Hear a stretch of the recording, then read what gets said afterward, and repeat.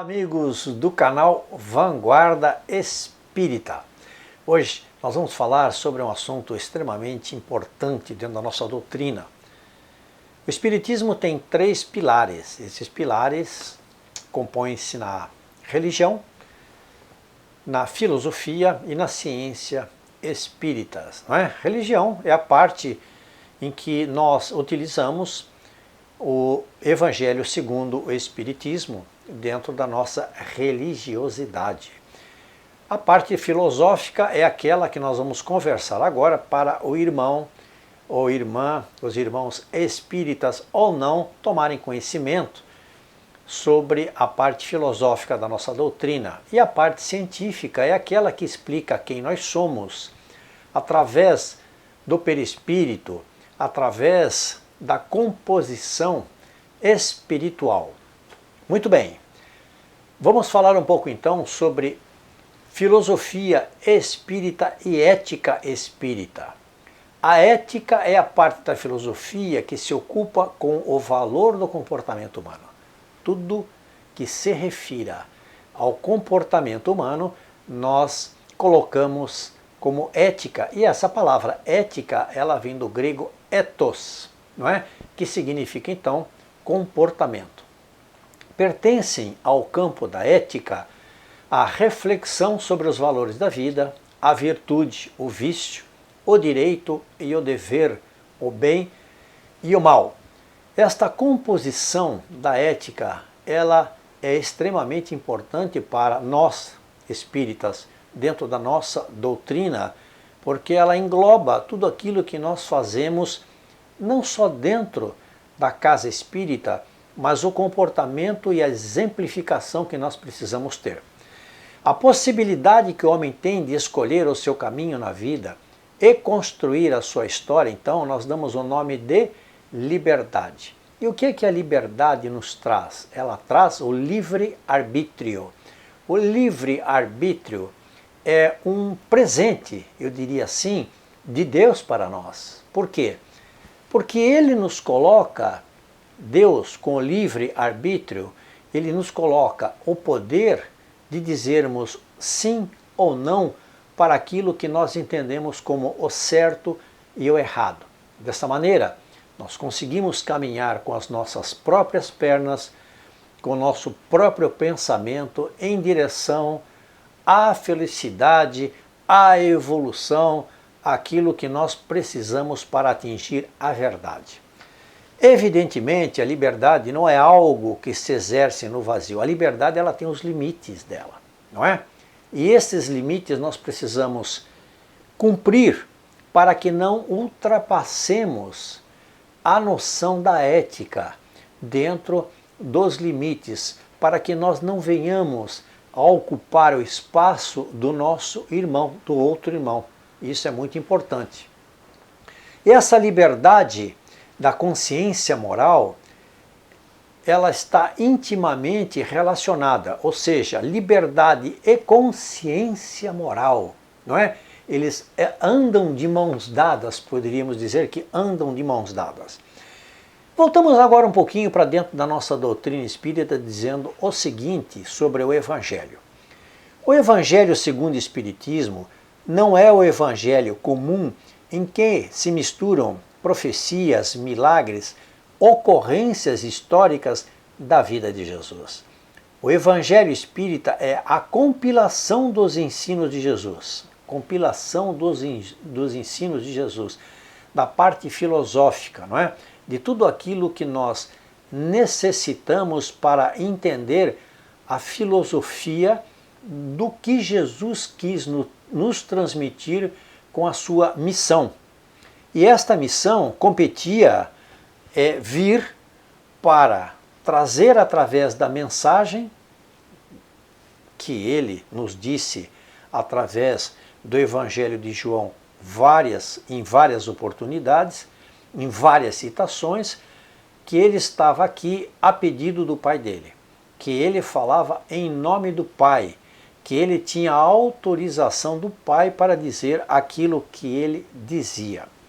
O comportamento ético espírita, ele não consiste exclusivamente em fazer o bem ao outro, mas em exemplificar a si mesmo. Quando nós aprendemos com a doutrina, nós precisamos, obviamente, tornar aquilo que nós estamos colocando, não é, dentro do nosso entendimento, na nossa mente espiritual, como exemplo. Nós precisamos mostrar que nós estamos assimilando as verdades. Quando se assimila uma verdade, você precisa mostrar esta verdade.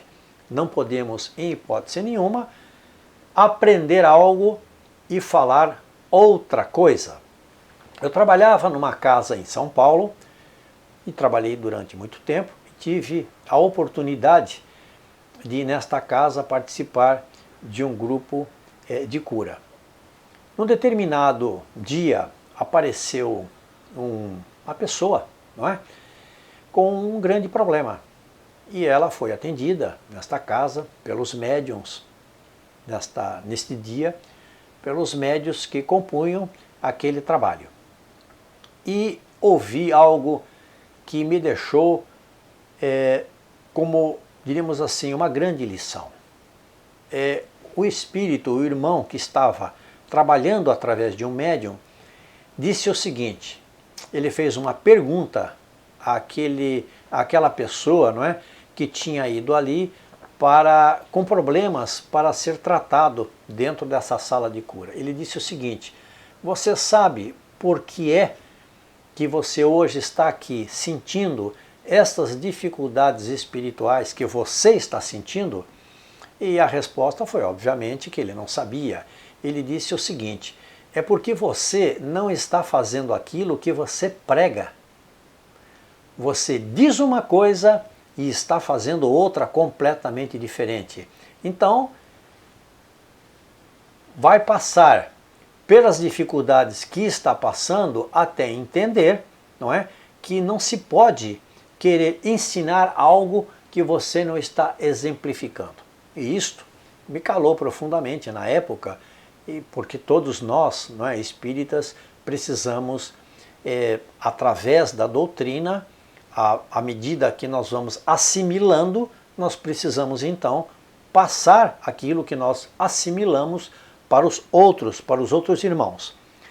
Allan Kardec, em O Livro dos Espíritos, quando trata das leis morais, no capítulo das leis morais do livro de Allan Kardec, não é? O Livro dos Espíritos, ele define a moral como a regra de boa conduta. A regra do bom comportamento, da ética, ela é traduzida em moral, não é? Nós dizemos que um irmão, uma pessoa, alguém tem uma moral quando ela tem esta regra de boa conduta exemplificando aquilo que ele é. Portanto, da distinção entre o bem e o mal, dá a sua contribuição à formação da ética espírita. Em sua resposta à pergunta 630, como se pode distinguir o bem do mal? Do Livro dos Espíritos. Diz-nos os Espíritos que o bem é tudo o que está de acordo com a lei de Deus e o mal é tudo que dela se afasta. Se nós estamos próximos da lei de Deus através do nosso comportamento, da nossa ética, não é? Da nossa doutrina espírita, dentro daquele pilar de tratar o irmão espírita bem, independente do pensamento dele, se o pensamento dele é igual ao meu ou não é igual ao meu, quando eu aprendo com a doutrina aquilo que eu tenho que fazer, eu tenho que exemplificar. O meu comportamento tem que ser sempre de união, apaziguamento dentro da casa espírita. Nós não podemos observar de uma maneira criteriosa, negativa, nenhum irmão que trabalhe de uma maneira diferente da nossa, porque com isso nós estaríamos faltando o fundamento da doutrina, que é a caridade, não é? O comportamento ético espírita, ele só pode fixar-se e expandir-se em terra fértil. Quando você tem o coração voltado verdadeiramente para a doutrina espírita, para aquilo que você quer. Quando você trabalha de verdade para Jesus, você não ofende ninguém.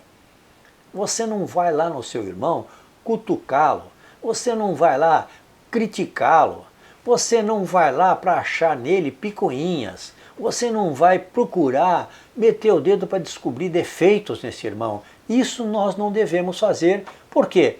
Porque a ética, a filosofia espírita nos diz exatamente o contrário, não é? Que nós devemos exemplificar a doutrina.